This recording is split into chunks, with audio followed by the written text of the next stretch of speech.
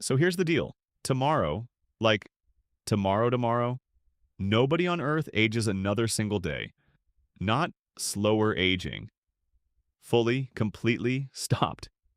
Whatever age you are right now, that's you forever. Hope you like it. You can still get hurt, still die in an accident or from a disease. Aging's off the table. Everything else is still fair game.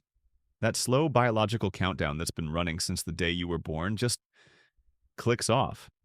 And for the first few years, everybody's throwing a party. Genuinely, like this is the thing humanity's wanted since we started writing stuff down.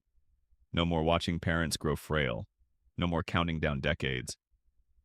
Funerals for old age just stop happening. Nobody's doing the math yet. 10, 20, 30 years in, the math shows up. Uninvited. Earth's already sitting at 8 billion people. We figured that'd level off around 10 billion by 2050 as birth rates slowed on their own. But take death by old age off the table, and that ceiling just disappears. Everyone alive stays alive. New babies keep adding on top. Nobody's quietly exiting from the bottom anymore. Some researchers actually modeled this. They're finding if birth rates dropped hard enough, growth could stay manageable. But that's a huge if. Nothing guarantees people have way fewer kids just because nobody's dying. Fast forward a few decades, now it's showing up at your actual dinner table. Global food and water systems were built assuming population would eventually plateau. Not built for a species that only adds people and never loses any. One widely cited health study already warned that even normal lifespan increases, forget full immortality, would strain food, water, energy, and housing past what we've built for. And it doesn't hit everybody equally. It slams hardest into the people who already had the least. 50, 100 years out, and the problem stops being about stuff and starts being about people. Every institution runs on one dead simple mechanism. People retire, eventually die, that opens a spot for the next person. Take that away, and the people at the top of every ladder just never leave.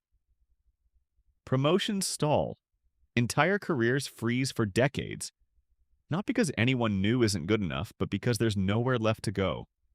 Imagine being somebody's assistant for 60 years because the guy above you never has a reason to quit. Generations later, it becomes political. Every constitution, every democracy quietly assumed power would eventually change hands. Remove death by old age, and the people in charge now could, in theory, just stay in charge. Forever. Nobody designed a system for a leader who simply never leaves, and eventually humanity runs out of road. Earth's resources are finite. The population isn't. Space colonization, something that used to sound like ambition, quietly turns into we don't really have a choice anymore. Not because anyone wanted to leave, just because there's nowhere left to put everybody who never left in the first place. Okay, here's where I prove I'm not making this up. This is real biology.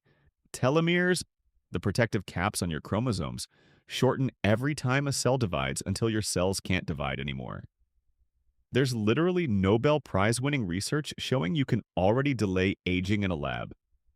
And there's a living example of switch it off completely.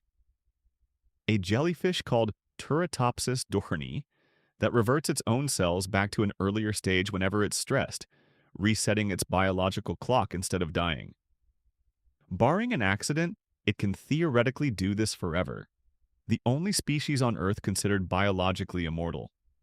So the real question was never, could this happen? Biology says it's plausible, maybe inevitable. The real question is whether humanity ever built a single system, food, work, government, or the planet itself, that could survive a species that simply refuses to leave. Honestly, we kinda didn't.